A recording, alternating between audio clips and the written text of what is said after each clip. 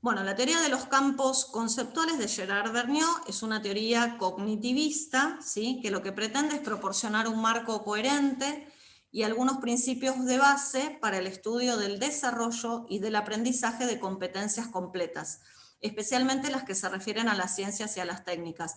No es una teoría específica de la matemática, se aplica a otras áreas del conocimiento, pero se ha desarrollado para explicar procesos de conceptualización de estructuras aditivas, multiplicativas, relación entre número y espacio, por eso se la relaciona con la matemática.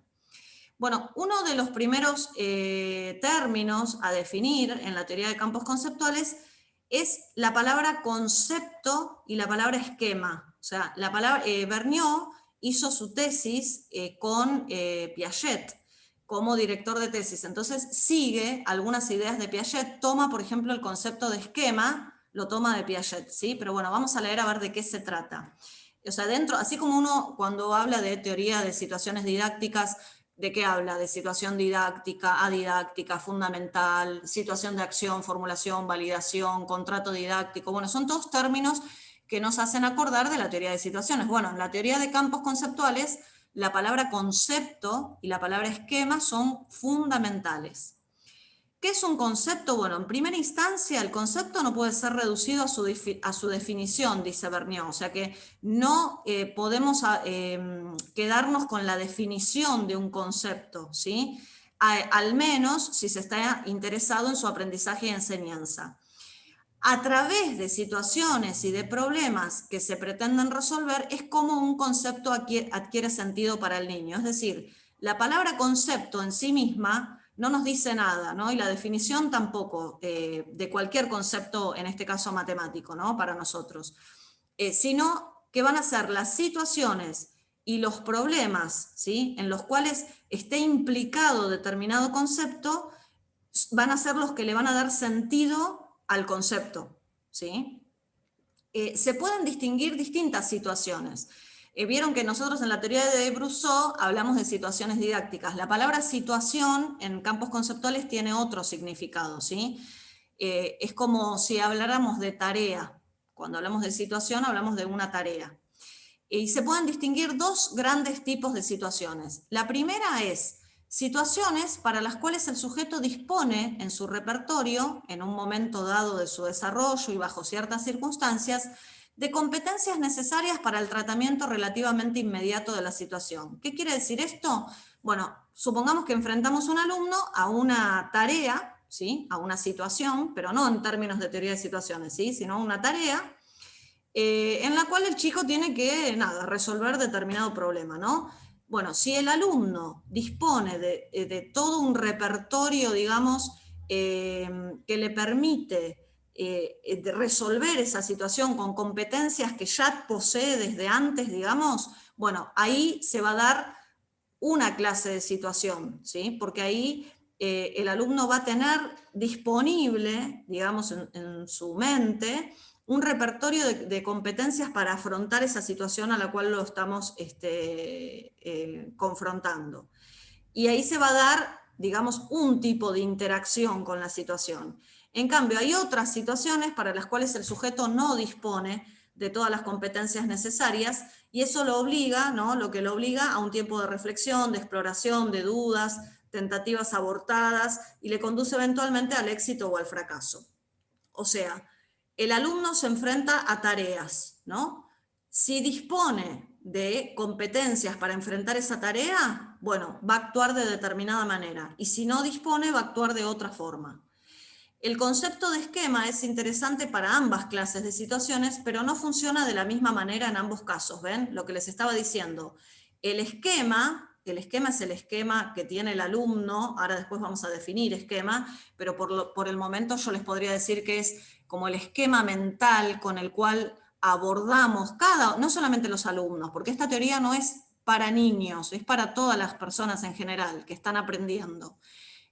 Cuando abordamos una situación, una tarea, algo para resolver, lo hacemos desde nuestra experiencia, ¿no? Desde todas las situaciones, o sea, convocamos a nuestra mente las experiencias que hemos tenido con situaciones problemáticas similares. Bueno, entonces ese sería nuestro esquema ¿no? Ahora, funciona de distinta manera si cuando nos enfrentamos a una situación, nosotros ya tenemos determinadas competencias necesarias para resolver esa situación, bueno, el esquema va a funcionar de una manera. Y si no disponemos de las competencias, el esquema que tenemos va a funcionar de otra. Acá lo aclara, miren, en el primer caso, es decir, si a ustedes los enfrentan a una situación problemática, ¿no? En el primer caso sería el que dice ahí 1. Si ustedes se enfrentan, ustedes o cualquier persona, ¿no? A una situación, una tarea para resolver, y ustedes ya disponen de determinadas competencias, la conducta que ustedes van a tener es muy automatizada. Ven que dice, en el primer caso, se va a observar para una misma clase de situaciones conductas muy automatizadas, organizadas por un esquema único. O sea, ustedes, no sé, por ejemplo, en el caso de ustedes, si yo les doy ahora un problema que se resuelve con sistema de ecuaciones lineales, con dos incógnitas, seguramente, automáticamente la mayoría va a escribir algebraicamente las ecuaciones y va a aplicar un método de sustitución o de igualación y va o no sé, de reducción, y lo va a resolver automáticamente, ¿no? Porque en sus cabezas ya está construido determinado esquema y van a poder enfrentar, ya tienen las competencias necesarias para resolver esa situación. En cambio, si se los enfrentara a una situación completamente nueva, de un contenido que ustedes no han construido o que están todavía en vías de construcción, la reacción de ustedes va a ser distinta. Muy probablemente, ¿qué va a pasar? Va a existir un esbozo sucesivo de varios esquemas que pueden entrar en competición y que para llegar a la solución buscada deben ser acomodados, separados, recombinados. Este proceso se acompaña necesariamente de descubrimientos, o sea, si ustedes no tienen las competencias desarrolladas, seguramente van a descubrir cosas, ¿no? Que antes no, es simple, es lógico, ¿no? Y bueno, llamamos esquema a la organización invariante de la conducta para una clase de situaciones dadas, ¿sí? Esta es una de las definiciones de esquema. Bueno, fíjense que en la teoría de campos conceptuales, entonces, una de las palabras claves es concepto y otra es esquema, y que tiene que ver con, digamos, justamente la organización de la conducta, es decir, cómo se conducen las personas cuando enfrentan tareas, que serían situaciones. Las competencias matemáticas son también sostenidas por esquemas organizadores de la conducta, ¿sí? O sea, esto de competencias matemáticas, esta teoría de campos conceptuales, lo dice Rita Otero en su video, es una de las únicas teorías en didáctica de la matemática que va a hablar de competencias matemáticas. Bueno, siempre hay mucho de implícito en los esquemas, ¿no? Todos tenemos esquemas en nuestras cabezas y hay mucho de implícito, es decir, no quiere decir, lo explica Rita Rita Otero en el video, cuando una persona resuelve alguna tarea matemática, alguna situación problemática, es probable que tenga conocimientos que no los pueda explicitar, porque lleva mucho tiempo. Esto es una teoría pragmática y que pone, digamos, de relieve y destaca que las personas desarrollan esquemas, digamos, esquemas, por ejemplo, el esquema aditivo, el esquema multiplicativo, a lo largo de mucho tiempo. O sea, los conocimientos no se construyen de la noche a la mañana. Lleva mucho tiempo que se desarrollen. Otra idea importante es que el esquema reposa siempre sobre una conceptualización implícita. O sea, durante mucho tiempo tenemos ideas, ¿sí? Conocimientos en forma implícita, hasta que los podemos llegar a explicitar. Lleva tiempo, eso lleva tiempo. En el caso del recuento, por ejemplo, de los niños, cuando cuentan colecciones de objetos, ¿no? Se puede identificar fácilmente dos ideas matemáticas indispensables en el funcionamiento del esquema, el de la biyección y el de cardinal, sin los cuales no hay conducta de recuento posible, ¿no? De manera análoga, no hay álgebra verdaderamente operatoria sin el reconocimiento de los teoremas que se refieren a la conservación de la igualdad. Estos no son los únicos elementos cognitivos útiles, pero son decisivos. Se designa por la expresión concepto en acto y teorema en acto los conocimientos contenidos en los esquemas. Se les puede designar también por la expresión más global de invariantes operatorios. A ver, vamos a tratar de aclarar un poco todo esto. Dijimos hace un rato que los esquemas, ¿sí? Digamos, funcionan de distinta manera en situaciones en las cuales ya tenemos competencias desarrolladas que en situaciones nuevas, ¿no? Bueno, los esquemas están constituidos, ¿sí? Por invariantes operatorios, ¿ven? Están contenidos en los esquemas. Son los invariantes operatorios. ¿Y qué son los invariantes operatorios? Los conceptos en acto y los teoremas en acto. El concepto en acto no es un concepto científico y el teorema en acto no es un teorema científico, sino que son conceptos que están construyéndose y se mantienen en forma implícita dentro del cerebro de las personas, sería, ¿no? Tal y como acabamos de definirlo, dice Vergniaud, el concepto de esquema se aplica fácilmente a la primera categoría de situaciones que se han visto más arriba, ¿no? Aquellas en las cuales el sujeto dispone de competencias necesarias y menos a la segunda categoría, puesto que el sujeto duda e intenta varias aproximaciones.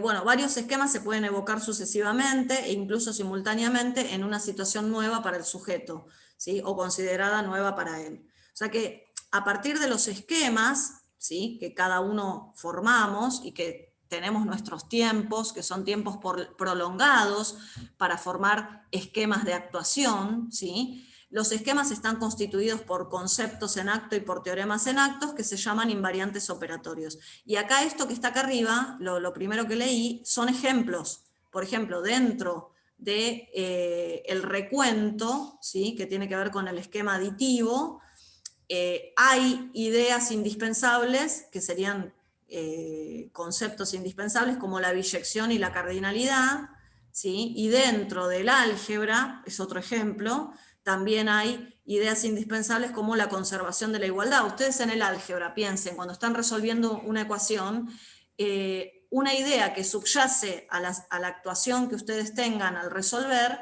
es la conservación de la igualdad, ¿no? O sea, todos saben que si sumo una cantidad en ambos miembros se mantiene la igualdad, se conserva la igualdad. Bueno, esto es un ejemplo de cómo funcionan los esquemas y los invariantes operatorios. El funcionamiento cognitivo de un sujeto o de un grupo de sujetos en situación, ¿sí? O sea, resolviendo alguna tarea, reposa sobre el repertorio de esquemas disponibles. ¿Ven? O sea, todos tenemos esquemas disponibles. De alguna manera se parecería a, digamos, como para decirlo con palabras más familiares, ¿vieron cuando hablamos de conocimientos previos? Bueno, sería algo similar, es similar, ¿no? Pensar en conocimientos previos. Lo que pasa es que conocimientos previos serían partes de los esquemas. Vuelvo a leer, el funcionamiento cognitivo entonces de un sujeto o de un grupo de sujetos en situación reposa sobre el repertorio de esquemas disponibles anteriormente formados de cada uno de los sujetos considerados individualmente. Al mismo tiempo, los niños descubren nuevos aspectos y eventualmente nuevos esquemas en situación, ¿sí? O sea, si uno quiere establecer una analogía con la teoría de situaciones, diríamos que en la teoría de situaciones se habla también de la construcción de conocimientos interactuando con el medio. Bueno, acá también los alumnos construyen conocimientos, pero la interacción no es entre el sujeto y el objeto, sino entre el esquema y la situación. Cada esquema es relativo a una clase de situaciones cuyas características son bien definidas. En cualquier caso, un individuo puede aplicar un esquema a una clase más pequeña que la que se podría aplicar eficazmente. Se plantea entonces un problema de extensión del esquema a una clase más amplia. Se puede hablar entonces de deslocalización, generalización, transferencia, descontextualización. O sea, lo que nos está diciendo acá, en este párrafo que pinte de celeste, es que a veces las personas aplican un esquema previo, ¿no? Ya les dije, sería como un conjunto de conocimientos previos, a alguna tarea, pero lo aplican a un sector, a una clase más pequeña de situaciones, o sea que lo tendrían que extender, lo podrían aplicar a más situaciones y lo aplican a situaciones reducidas. El reconocimiento de invariantes es clave de la generalización del esquema. pero un esquema también puede ser aplicado por un sujeto individual a una clase demasiado amplia, ¿no? Es como pensar en que, no sé, el teorema de Pitágoras lo quieren aplicar a todos los triángulos, y no, hay un dominio de validez de ese teorema que se aplica solamente a triángulos rectángulos. Bueno, si pasa eso, se pone en situación de fallo y el sujeto debe restringir el alcance y descomponer el esquema en elementos distintos, susceptibles de ser recompuesto de manera diferente para las diversas subclases de situaciones. El esquema, la totalidad dinámica, ¿ven? Acá lo define el esquema, ¿no? Hay varias definiciones de esquema. Una de ellas es esta, es una totalidad dinámica organizadora de la acción del sujeto para una clase de situaciones específicas. Es, por tanto, un concepto fundamental de la psicología cognitiva y de la didáctica, ¿no? Y los invariantes operatorios existen fundamentalmente tres tipos lógicos, ¿sí? Que son invariantes del tipo proposiciones, estos son susceptibles de ser verdaderos o falsos, que serían las teorías en acto, son invariantes de este tipo. Los invariantes de tipo proposicional, que no son susceptibles de ser verdaderos o falsos, pero constituyen piezas indispensables para la construcción de proposiciones, no son proposiciones, son los conceptos en acto o las categorías en acto, y entre las funciones proposicionales es necesario considerar que existen funciones con un argumento, que serían las propiedades, funciones con dos argumentos, que serían las relaciones binarias, funciones con tres argumentos, que son las relaciones ternarias, entre las cuales se encuentran las leyes de composición binaria, funciones también con cuatro argumentos, como la proporcionalidad, funciones con más de cuatro argumentos también. Esta distinción entre proposiciones y funciones proposicionales es indispensable. También existen invariantes del tipo argumento. En matemática, los argumentos pueden ser objetos materiales, por ejemplo, uno dice el barco está a la derecha del faro, pueden ser personajes, Pablo es más alto que Celine, números, 4 más 3 es 7, relaciones, más grande que, es una relación de antisimétrica, e incluso proposiciones, 8 es divisor de 24, es la recíproca de 24, es un múltiplo de 8. Estas distinciones son indispensables para la didáctica porque la transformación de los conceptos útiles en conceptos objeto es un proceso decisivo de la conceptualización de lo real. Y acá aparece la clave. O sea, esta teoría se ocupa principalmente de esto, chicos, de la conceptualización de lo real. Y para, digamos, lograr la conceptualización de lo real es indispensable, ¿sí?, la transformación de los conceptos útiles en conceptos objetos. Esa transformación se produce a través del aprendizaje, ¿no? En la ciencia, los conceptos y los teoremas son explícitos y se pueden discutir su pertinencia y su verdad. Este no es necesariamente el caso para los invariantes operatorios. O sea, fíjense que hace un rato yo les dije que el teorema en acto o el concepto en acto no son explícitos, son implícitos.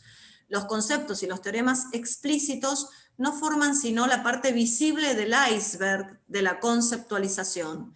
Sin la parte escondida formada por los invariantes operatorios, esta parte visible no sería nada. Bueno, en este caso, en este parrafito, en estos renglones que destaqué, fíjense que en el video de Rita Otero ella explica que uno ve del iceberg solamente una parte muy pequeña, ¿no? Y el mayor porcentaje está debajo del agua y no lo vemos.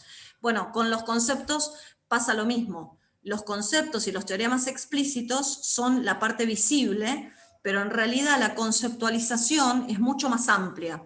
A ver, dicho en términos más simples, nosotros vamos aprendiendo, ¿no?, conceptos y vamos formando esquemas a lo largo de mucho tiempo. Yo diría a lo largo de toda la vida, ¿sí? Hay estructuras mentales que se forman a lo largo de décadas.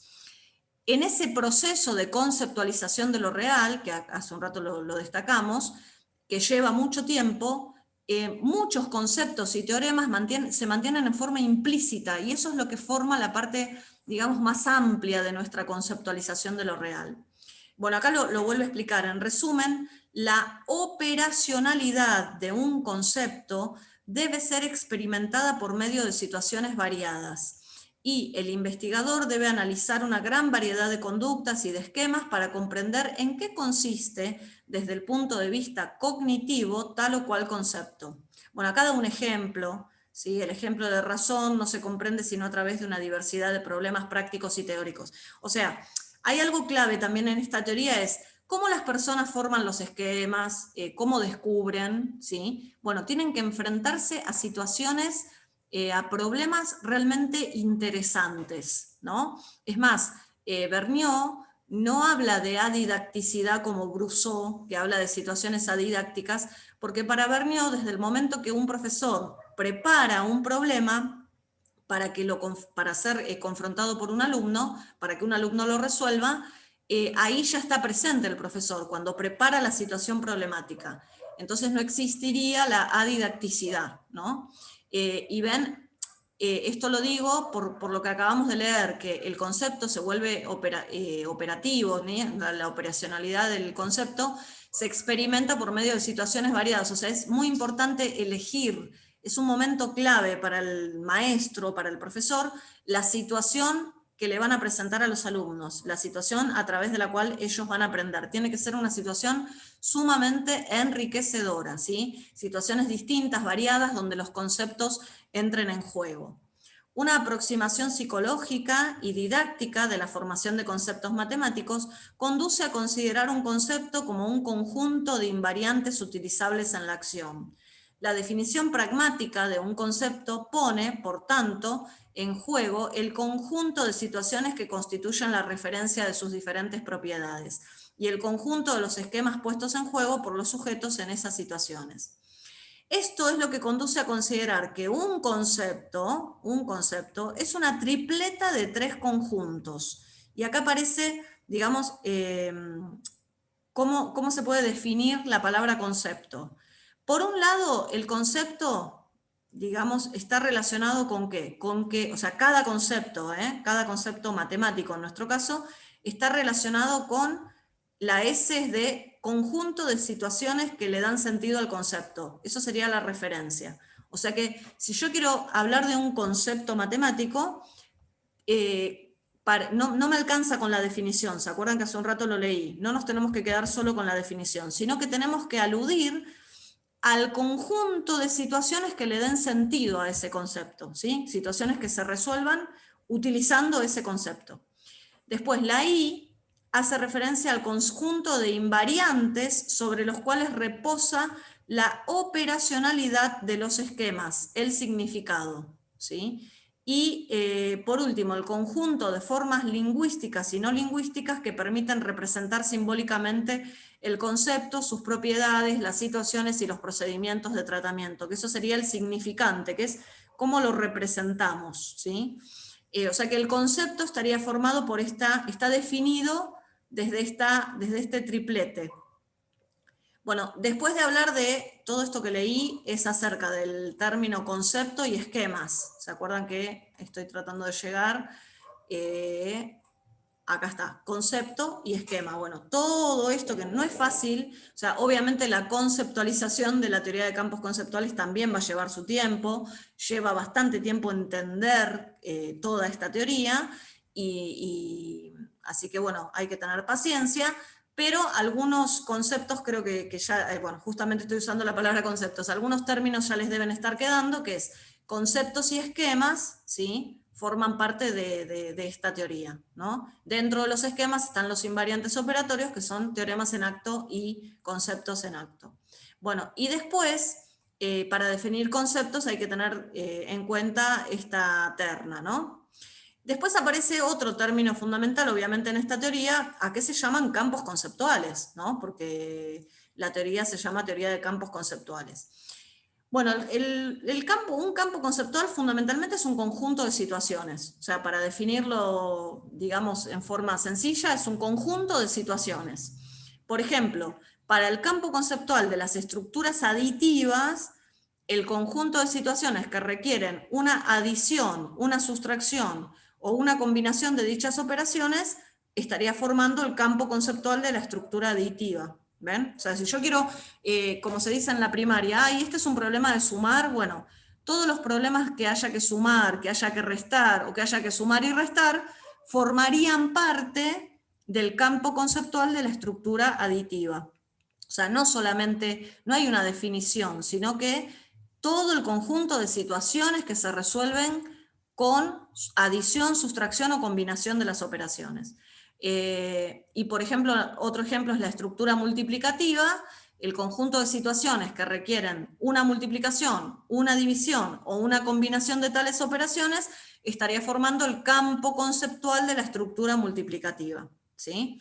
La primera ventaja de esta aproximación mediante las situaciones es la de permitir generar una clasificación que reposa sobre el análisis de las tareas cognitivas y en los procedimientos que pueden ser puestos en juego en cada una de ellas.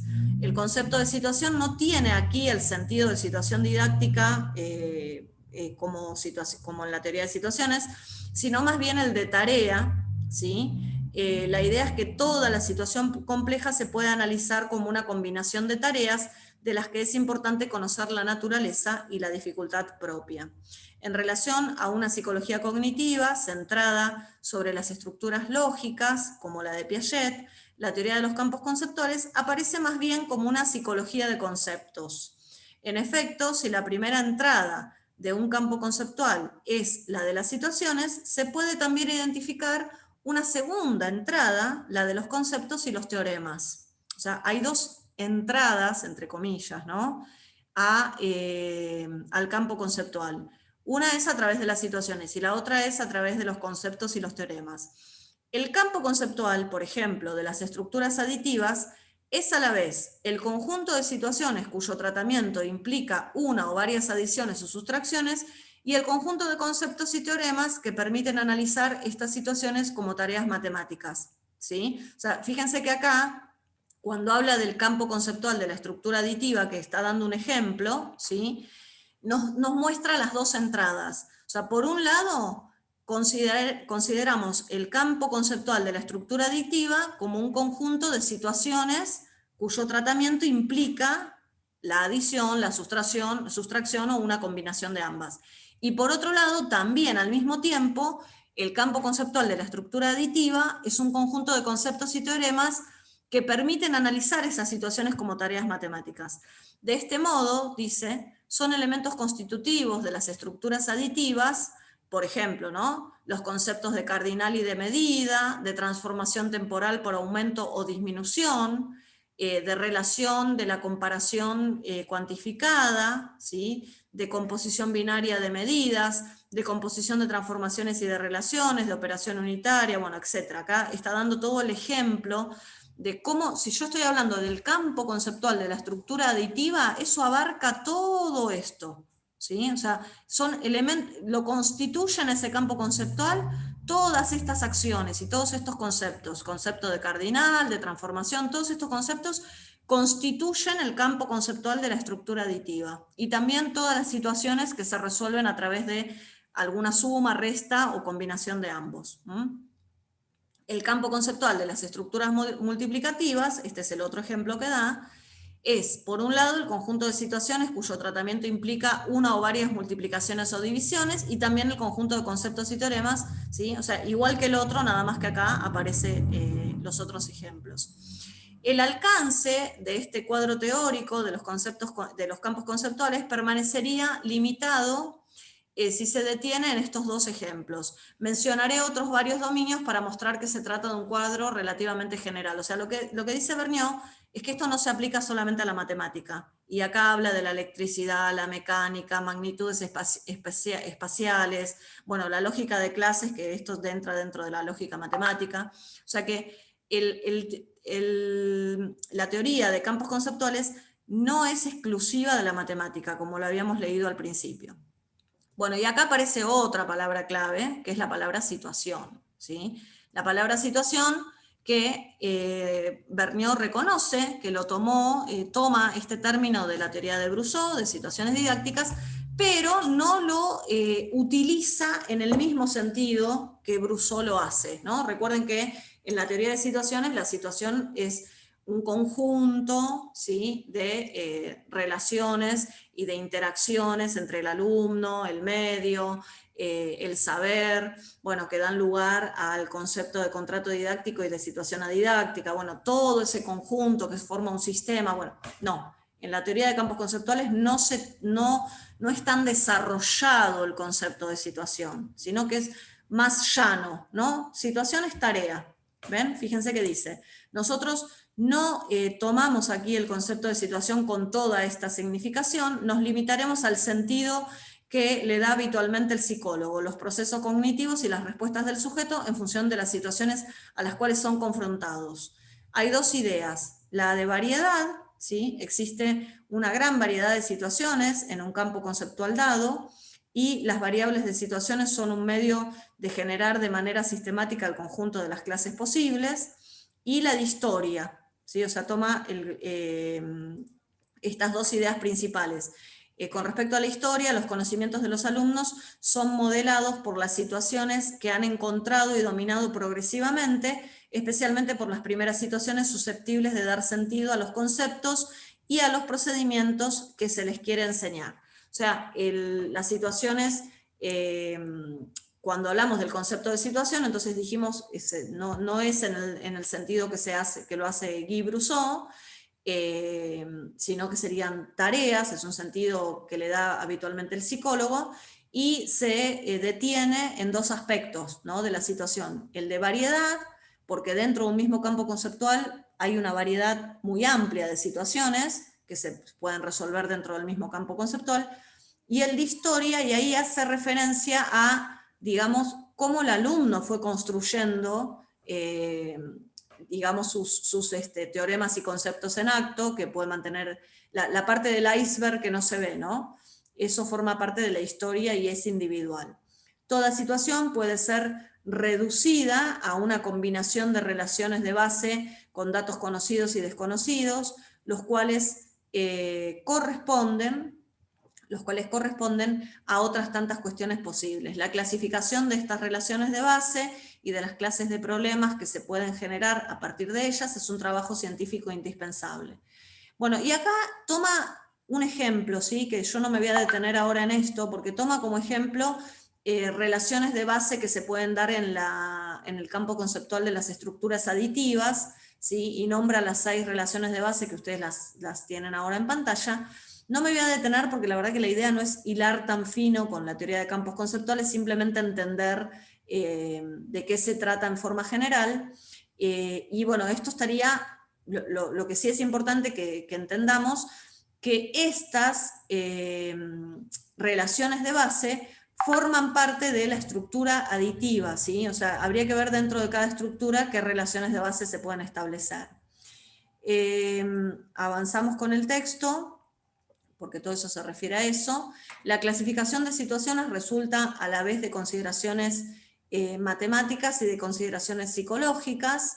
Antes de pasar a la última parte de este texto, no es superfluo clarificar lo mejor posible las relaciones que mantiene esta visión de las situaciones con la teoría de situaciones didácticas, tal como es tomada en la comunidad francesa a partir de los trabajos de Guy Brousseau. La tesis subyacente a la teoría de campos conceptuales es que una buena puesta en escena didáctica se apoya necesariamente sobre el conocimiento de la dificultad relativa de las tareas cognitivas, de los obstáculos que habitualmente se encuentran, del repertorio de procedimientos disponibles y de las representaciones posibles. ¿Sí? Bueno, ahí nombró 3 aspectos fundamentales. Al lado de la idea de diversidad, he subrayado igualmente la idea de historia, ¿ven? Que acá retoma lo que acabo de leer hace un ratito, como una idea esencial de mi propósito. No se trata de la historia de las matemáticas, sino de la historia del aprendizaje de las matemáticas. Esta historia es individual. Por tanto, se pueden identificar regularidades impresionantes de un niño a otro, en la manera que abordan y tratan una misma situación, en las concepciones primitivas que se forman de los objetos, de sus propiedades y de sus relaciones, y en las etapas por las cuales pasan. O sea, esta es la tarea del investigador que está, digamos, enrolado en la teoría de campos conceptuales, ¿no?, que se suele mencionar como TCC, ¿no?, teoría de campos conceptuales. Esas etapas no son totalmente ordenadas, no obedecen a un calendario estrecho, o sea, llevan tiempo, ya lo había dicho antes, lleva mucho tiempo desarrollar un esquema en términos de teoría de campos conceptuales. El conjunto forma, sin embargo, un todo coherente para un campo conceptual dado. Se pueden especialmente identificar las principales filiaciones y las principales rupturas, lo que constituye la justificación principal de la teoría de los campos conceptuales. Bueno, y después pasa el título significados y significantes. Yo acá les copié, porque bueno, tal vez les es ajeno también la palabra significantes. Por ejemplo, ven acá en azul pequeñito, está muy chiquito, a ver si lo puedo agrandar, que dice una definición de diccionario, ¿no? Cualquier palabra, por ejemplo, tomemos árbol, es el significante que apunta al significado, es decir, a la representación o concepto mental de lo que es un árbol. El significante es el que designa algo mientras su significado es lo designado. O sea, el significante es la palabra árbol, ¿sí? La palabra árbol sería un significante. ¿Y qué está apuntando? Está apuntando a la representación o al concepto mental de lo que cada uno de nosotros tenemos, que es un árbol. Si yo ahora digo la palabra árbol, aunque no tengan un árbol enfrente, ustedes se hacen una representación mental de un árbol, ¿no? Y a cada uno se le ocurrirá un árbol particular, y ese es el concepto mental de la palabra árbol. Bueno, la palabra árbol es el significante, ¿sí? Y el significado es lo que está designado por esa palabra. Bueno, vuelvo al título, significados y significantes. Son las situaciones las que dan sentido a los conceptos matemáticos. Esto, digamos, esta primera partecita es importante porque nosotros estamos dentro de la teoría de campos conceptuales. Dentro de la teoría de campos conceptuales es muy importante la palabra concepto, ¿no? Y para nosotros concepto matemático. Entonces lo que tenemos que entender es que las situaciones que las prepara el profesor, ¿no? Eso igual que en la teoría de situaciones, que son tareas, tienen que ser muy interesantes, muy atractivas, muy motivadoras, y tienen que tener la capacidad de generar en los alumnos descubrimientos, ¿no? Pero fíjense lo que dice, las situaciones les dan sentido a los conceptos matemáticos, pero el sentido no está en las situaciones mismas, ¿sí? Esto es complejo de entender, o sea, la situación, la tarea que ustedes le presentan al alumno, le va a dar sentido al concepto matemático, que esté involucrado en la resolución de esa tarea. Pero el sentido no está en la situación misma, y no está tampoco en la palabra o en los símbolos matemáticos. El sentido es una relación del sujeto a las situaciones y a los significantes, ¿sí? Más precisamente, son los esquemas evocados en el sujeto individual por una situación o por un significante lo que constituye el sentido de esta situación o de este significante para este sujeto. O sea, en esto hay algún punto de contacto con la escuela anglosajona, porque fíjense que la escuela anglosajona, ustedes recordarán que cuando define la palabra problema, dice muy claramente que el problema hay que entenderlo como problema para un sujeto, ¿se acuerdan? Entonces, en este caso, lo mismo. Estamos diciendo que el sentido es relativo a la persona, ¿sí? El sentido es una relación del sujeto a la situación y a los significantes. Son esquemas evocados en el sujeto individual por una situación o por un significante, ¿sí? Lo que constituye el sentido de esta situación o de este significante para este sujeto. ¿Qué funciones cognitivas es necesario atribuir al lenguaje? Porque así como Gerard Vergniaud toma ideas de Piaget, también se apoya en Vygotsky, ¿sí? Vygotsky, que hablaba de la construcción social del conocimiento y del lenguaje. Bueno, en la teoría de campos conceptuales también se toman algunas ideas de Vygotsky. Por eso acá aparece la pregunta, ¿qué funciones cognitivas es necesario atribuir al lenguaje y las representaciones simbólicas en la actividad matemática? Existe, por tanto, un trabajo teórico y empírico indispensable para clarificar la función del lenguaje y de los restantes significantes. En la teoría de los campos conceptuales, esta función es triple. O sea, la función del lenguaje es triple. Por un lado, el lenguaje ayuda a la designación y, por tanto, a la identificación de los invariantes, objetos, propiedades, relaciones, teoremas. Por otro lado, ayuda en el razonamiento y la inferencia. y por otro lado ayuda a la anticipación de los efectos y de los fines, a la planificación y al control de la acción, ¿sí? Esas son las tres funciones del lenguaje. No es en cualquier circunstancia que el individuo acompaña su acción de una actividad lingüística, sino más bien cuando tiene la necesidad de planificar y de controlar una serie de acciones insuficientemente dominadas. Una actividad automatizada no se acompaña apenas con palabras. La actividad lingüística favorece evidentemente la realización de la tarea y la resolución del problema encontrado, sin el cual no intervendrían.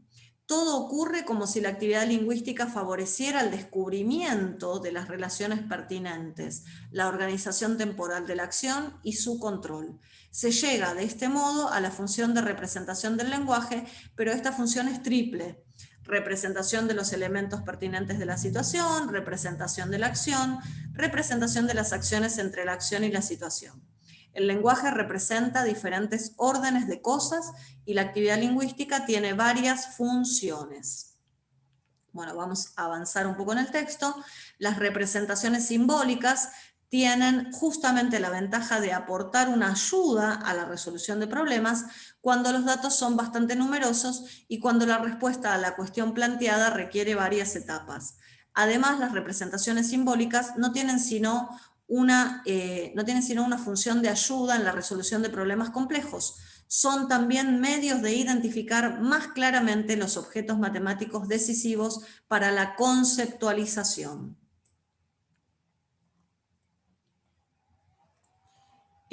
Bueno, después, el simbolismo matemático no es rigurosamente hablando ni una condición necesaria ni una condición suficiente para la conceptualización. Acá, cuando habla de simbolismo matemático, recuerden que Vergniaud insiste en que la matemática no es un lenguaje, es mucho más que un lenguaje, es un conocimiento, ¿sí? Eso lo dice Rita también en el video que les mandé a ver. Bueno, entonces, insisto, el simbolismo matemático no es rigurosamente hablando ni una condición necesaria ni una condición suficiente para la conceptualización, pero contribuye útilmente a esta conceptualización, especialmente para la transformación de las categorías de pensamiento matemático en objetos matemáticos. Bueno, y como conclusión, algunas ideas para destacar. La teoría de campos conceptuales reposa sobre un principio de elaboración pragmática de los conocimientos. O sea, ¿qué quiere decir esta oración? A ver, porque habla de elaboración pragmática de los conocimientos.